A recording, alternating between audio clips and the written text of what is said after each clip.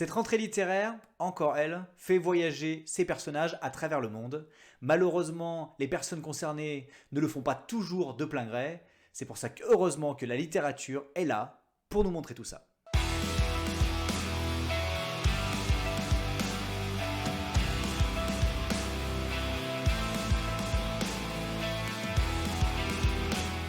Salut les amis et bienvenue sur ma chaîne, je suis Anthony et je vous parle de livres tout simplement.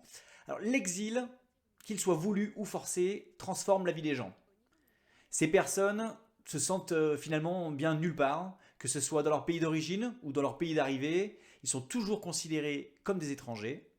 Ils doivent donc faire un travail sur leur identité pour continuer à exister. Aujourd'hui, je vous propose des livres qui mettent en action ces victimes de l'exil.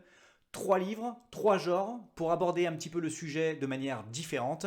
Allez, c'est parti pour le grand voyage. Petit préparatif, abonnez-vous juste en dessous, ça nous donnera la force de continuer. Pour les abonnés, alors vraiment les plus fidèles, ceux qui sont là depuis le début, depuis le premier jour, vous le savez, tout le bien que je pense de Céline Lapertau. C'est une autrice qui sait me toucher au cœur. Elle envisage la littérature comme un acteur social, et elle utilise donc ses écrits pour nous parler de thèmes importants de la société, et assez souvent, elle s'intéresse aux personnes démunies, aux personnes qui sont mises de côté. Dans Les chemins d'exil et de lumière, aux éditions toujours Viviane Ami, alors oui, les titres à rallonge, c'est aussi sa grande spécialité. Enfin, dans ce livre, elle nous parle du destin de Karel, qui est originaire du Congo. Sa famille est prise dans la guerre et donc elle est obligée de fuir sa patrie avec sa mère en direction de la France. Elle s'imagine arriver dans le pays des libertés et très vite elles vont être confrontées à la réalité qui est un petit peu moins sexy. Elles vont vivre dans des conditions difficiles, de logement, d'intégration et elles vont devoir mener un combat de tous les jours pour essayer de s'en sortir. Grâce à leur courage et leur acharnement, Karel va enfin prendre ses responsabilités. À l'école, elle va prendre la parole et se faire remarquer par son éloquence. Dès lors, elle va en faire une force et elle va essayer de vivre enfin ses rêves.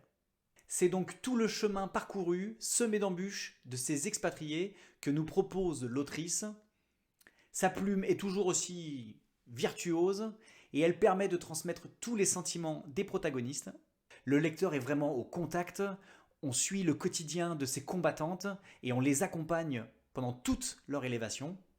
Encore une fois, je vous l'avais prédit, Céline Lapertau est au niveau, elle nous offre un roman social incisif qui met en lumière ces exilés qui subissent le déménagement loin de leur pays d'origine et qui tentent de recommencer leur vie. Son talent de styliste des mots percute dans les moments durs autant que dans les moments lumineux, de la beauté au service du nécessaire, je vous l'avais dit, elle a encore frappé.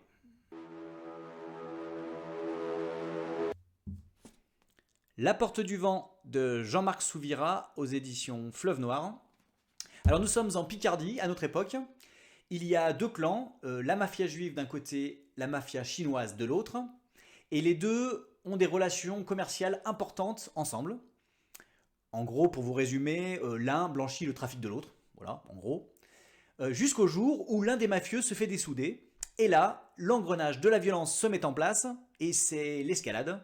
Ils se rendent coup pour coup et on se demande bien où est-ce que ça va s'arrêter. Vous le savez, fidèles abonnés, il n'y a pas besoin d'être abonné depuis le début, d'ailleurs j'en ai parlé dernièrement dans une vidéo assez récente. Enfin pour ceux qui ne sont pas abonnés, il faudrait peut-être commencer à y penser. Vous savez que j'adore les histoires de gangsters. Alors, autant vous dire que dans le premier tiers de ce livre-là, j'étais comblé. Mais vous allez me dire, quel est le rapport avec notre sujet d'aujourd'hui, la vidéo, l'exil? Tout s'explique après ce fameux premier tiers où toute l'histoire bascule 100 ans avant, un siècle avant, et là, on est pile poil dans le sujet. Grâce à ce retour en arrière, on va comprendre l'origine de l'alliance entre ces deux peuples. On suit un personnage Zhang, qui est un Chinois, qui s'est porté volontaire pour rejoindre la France en guerre, pour servir de main-d'œuvre. On entre alors vraiment dans le roman historique. On découvre une anecdote de l'histoire que personnellement je ne connaissais pas du tout.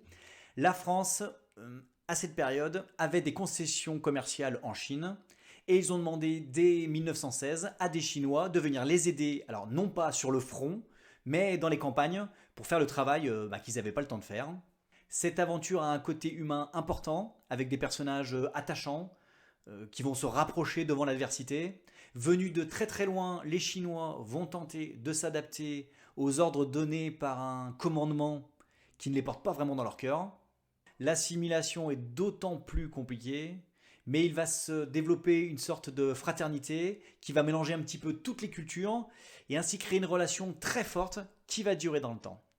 Alors oui, le livre fait 600 pages, vous voyez, ça fait vibrer l'écran, c'est un sacré pavé, mais vraiment, je vous garantis, c'est passionnant. Alors déjà, il croise deux genres littéraires que j'adore, le polar et le roman historique. Et ensuite, il creuse les personnages, l'auteur nous fait vivre les galères à leur côté, et vraiment, on est en empathie avec eux. C'est un travail incroyable de recherche pour un livre instructif et passionnant sur une migration peu connue. Les Mangeurs de nuit de Marie Charelle aux éditions de l'Observatoire. Dans les années 20, les familles japonaises envoyaient leurs filles au Canada à la recherche d'une meilleure situation. Seulement, les hommes qui ont proposé leur service sur place ne sont pas forcément ceux qu'ils ont prétendu être. Et c'est comme ça que la mère de Nisei, je suis toujours aussi fort en langue étrangère, c'est comme ça que sa mère se retrouve en Amérique du Nord, trompée par un futur mari décevant. Avec l'arrivée de la Seconde Guerre mondiale et le positionnement politique du Japon, ces étrangers vont se retrouver montrés du doigt, on a un petit peu peur d'eux, on a peur que ce soit des espions, et cette phobie va tellement être poussée à l'exagération qu'ils vont les traquer et même les interner dans une région éloignée, isolée. Alors en l'occurrence, c'est la Colombie-Britannique dans le livre. Et là, les Japonais vont se retrouver à essayer de se reconstruire sur ces nouvelles terres. Suite à des événements tragiques, Nisei, moi je vais l'appeler Nisei, je suis dans ma vidéo, je fais ce que je veux. Donc Nisei va rencontrer Jack, qui lui est un creek walker. Alors, par contre, l'anglais, vous avez eu maîtrise totale. Donc elle va rencontrer ce fameux Jack, qui est un homme un petit peu taiseux, comme elle, mais il va se créer entre eux une relation vraiment spéciale. Alors je vous le dis tout de suite, ce livre a été une véritable claque pour moi. Je ne connaissais pas Marie Charelle, mais je suis complètement sous le charme. Avec une écriture prodigieuse, elle mélange les faits historiques, des descriptions magnifiques, des échanges humains profonds, des contes et légendes indiens et asiatiques, pour nous entraîner dans une aventure envoûtante, presque hypnotisante. On suit le parcours de ces femmes que le destin n'a pas épargnées. Elles vivent loin de leurs origines, elles n'ont plus de chez elles, et elles vont se battre pour survivre. Les émotions, les sensations sont au rendez-vous. Il se dégage de ces pages une humanité débordante et un véritable amour de la nature.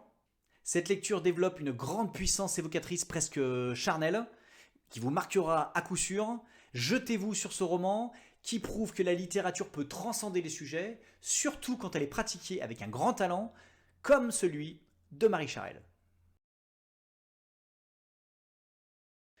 Voilà donc 3 livres qui nous ouvrent les yeux sur l'immigration, que ce soit pour des raisons politiques, économiques, climatiques, aujourd'hui, ou tout simplement pour sa propre survie.